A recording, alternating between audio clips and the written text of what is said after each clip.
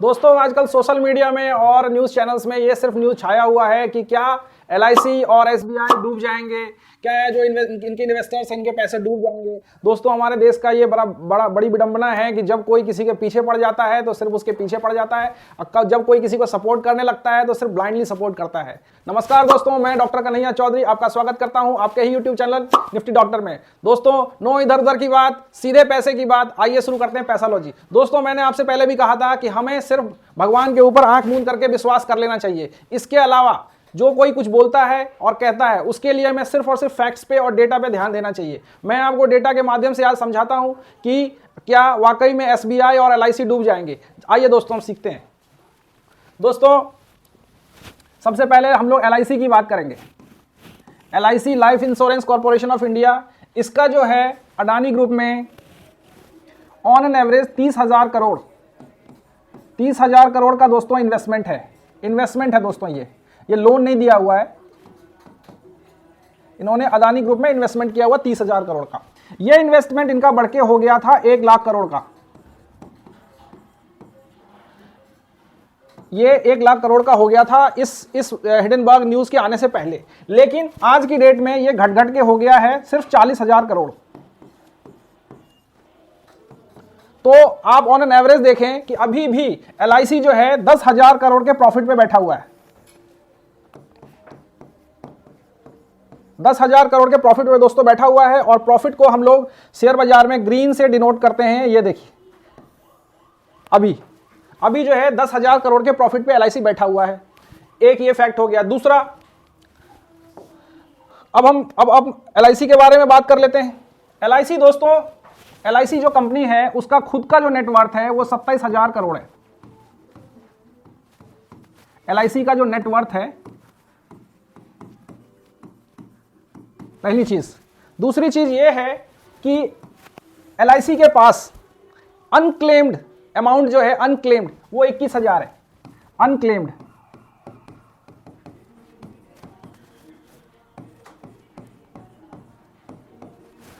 Amount दोस्तों एक ऐसा अमाउंट होता है जो आपने देखा होगा इंश्योरेंस एजेंसीज को कोई क्लेम ही नहीं करने आता तो वो उनके पास आ जाता है। जैसा कि आपने देखा होगा गांवों में, शहरों में क्या होता है कि जब एलआईसी एजेंट्स आपके सब पता चला सगे संबंधी होते हैं और वो आपको फोर्स करते हैं कि आप एक पॉलिसी ले लीजिए, तो हार्डली क्या होता है, ऐसा देखा गया है कि आप 5-10 इंस्टॉलमेंट भरने के बाद भूल जाते हैं, ना तो आप भरते हैं ना आप एलआईसी के पास वापस जाते हैं। बहुत सारे केसेस में तो ऐसा भी देखा है दोस्तों कि वो क्या करते हैं कि लाइक एलआईसी का इंश्योरेंस ले लिया और उसको बस ही छुपा के घर में किसी कहीं रख दिया कि कोई जान ना पाए, और उसको सालों साल उसकी किस्त भर रहे हैं। पता चला वो बिहार से गए थे मुंबई, और मुंबई में उन्होंने 20 साल तक किस्त भरी, वापस आकर के बिहार में मर गए।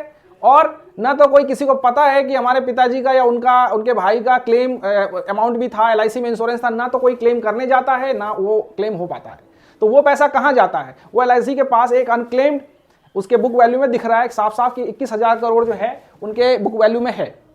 इसके अलावा बात करें दोस्तों, एलआईसी इंडिया की वन ऑफ द लार्जेस्ट और पब्लिक सेक्टर इंश्योरेंस कॉर्पोरेशन है।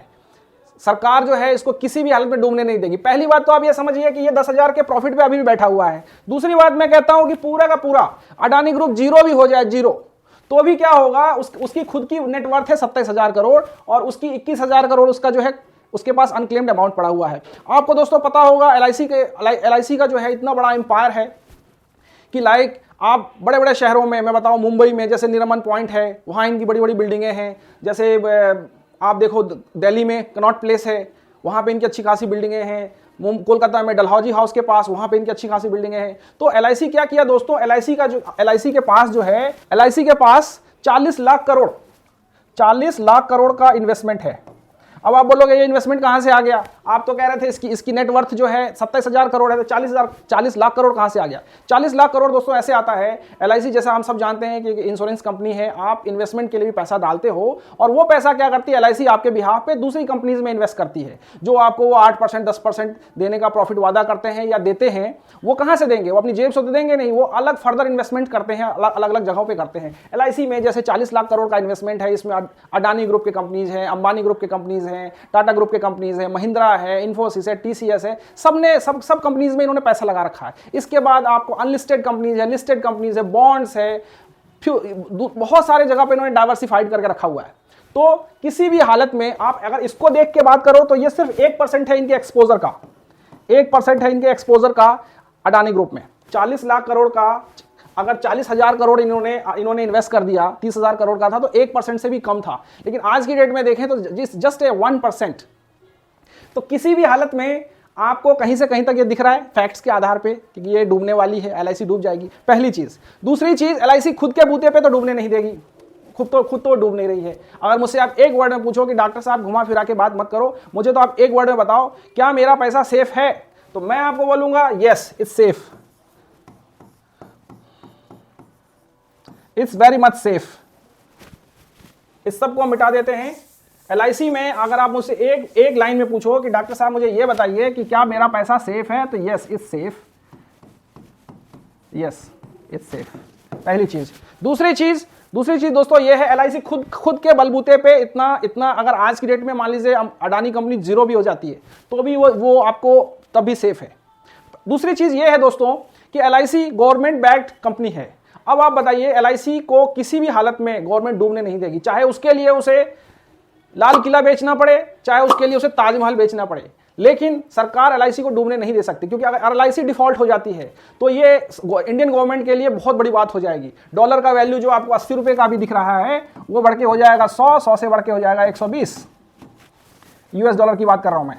और जो आईएमएफ है, इंडियन मॉनेटरी फंड, ये इन्होंने जो सरकार ने कर्जा ले रखा होता है, सरकार की भी कुछ क्रेडिबिलिटी होती है ना, हर गवर्नमेंट की अपनी एक साख है आईएमएफ में। तो जैसे इंडिया की अच्छी साख है, वहीं पे पाकिस्तान को कोई लोन ही नहीं दे रहा है। अभी आपने न्यूज़ में देखा होगा पाकिस्तान को आईएमएफ भी लोन नहीं दे रहा। तो पाकिस्तान का ये हाल है कि लोन का इंस्टॉलमेंट भरने के लिए उसको लोन लेना पड़ता है, और इसका इंस्टॉलमेंट भरने के लिए फिर एक लोन लेना पड़ता है, और इसका इंस्टॉलमेंट भरने के लिए उसको फिर लोन लेना पड़ता है। तो ऐसे उसका काम चल रहा है। तो ये इस वजह से है कि उसकी साख खराब है पहले से, उसको कोई लोन देता भी नहीं, देता भी है तो बहुत महंगे भाव में देता है। इंडियन गवर्नमेंट का अच्छा है रेपुटेशन, तो वो अपने रेपुटेशन को नहीं आने देगी आज। तो एलआईसी का अगर बात करें तो हाँ रिस्क है, लेकिन सेफ है, और इसमें कोई घबराने की बात नहीं है। किसी एजेंट को रात में फोन करने की बात नहीं है कि भाई तू मेरा पैसा निकाल दे, मेरा सेटलमेंट करा दे, ऐसी कोई दिक्कत की बात नहीं है। आपका पैसा सेफ है, इंडियन सोवरेनियन इंस्टीट्यूशंस के द्वारा इसको रिकॉग्नाइज किया गया है, इसलिए आपका पैसा सेफ है। अब दोस्तों हम एसबीआई की बात कर लेते हैं। एसबीआई का तो दोस्तों एलआईसी से भी अच्छा है, उसको तो और कोई दिक्कत नहीं है। एसबीआई की बात करें तो एसबीआई ने ऑलमोस्ट 27,000 करोड़ का लोन दिया हुआ है अंबानी अडानी ग्रुप कंपनीज को, और खुद का जो इनकी एसेट है, खुद की जो इनकी नेटवर्थ है, दैट इज 3 लाख करोड़, ठीक है। और ईयरली प्रॉफिट अगर देखा जाए, ईयरली पैट बोलते हैं जो इनका, वो ऑलमोस्ट 30,000 करोड़ है। तो आज की डेट में प्लस एक चीज ये गौर करने वाली बात है कि एसबीआई ने लोन दे रखा है अडानी ग्रुप को, लोन। और लोन कैसे दिया जाता है? किसी ना किसी कोलेटरल को रख के। अगर आप आज की डेट में बैंक के पास जाओगे कि भैया मुझे 1 करोड़ का लोन दे दो, तो वो बोलेगा पहले 1.5 करोड़ का प्रॉपर्टी लाओ तो मैं आपको 1 करोड़ का लोन दूंगा। चलो आप बोलोगे कि चलो इनके इन्फ्लुएंसेस हैं, बड़ी बड़ी गवर्नमेंट है, इन्होंने साठ-गांठ कर ली होगी, ऐसा है वैसा है, उसके बावजूद भी कुछ ना कुछ तो रखा ही होगा ना। ऐसे तो फ्री फंड में तो लोन नहीं दे देगी ना एसबीआई। तो आप देखिए 27,000 करोड़ का लोन दिया हुआ है, उसकी खुद की जो नेटवर्थ है एसबीआई की वो 3 लाख करोड़ है। 1 साल का सिर्फ प्रॉफिट उसका 30,000 करोड़ है।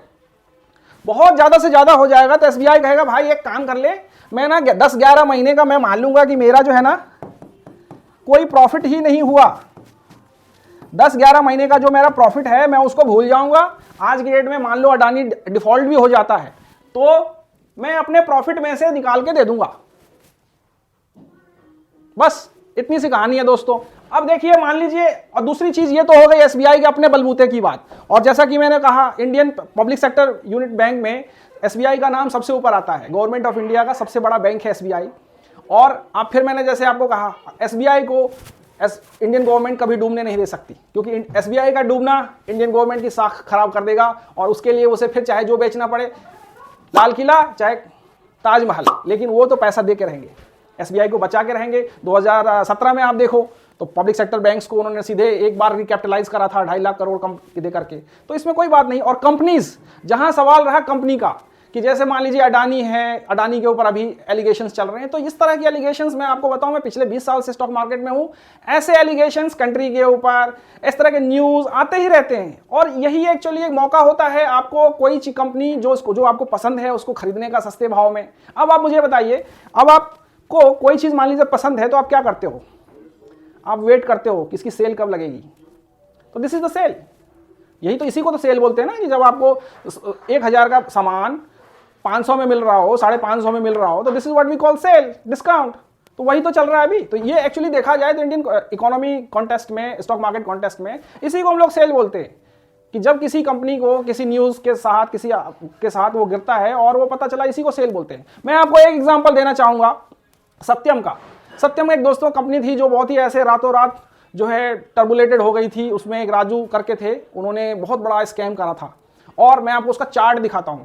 आप लोग सिर्फ फैक्ट पे बात ध्यान दिया करो, सिर्फ फैक्ट पे, डेटा पे ध्यान दिया करो, अफवाहों पे नहीं। न्यूज चैनल वाले ठोक ठोक के बोलते रहते हैं ऐसे हो गया वैसे हो गया, उस पर ध्यान नहीं देना है। अब मैं आपको दिखाता हूं,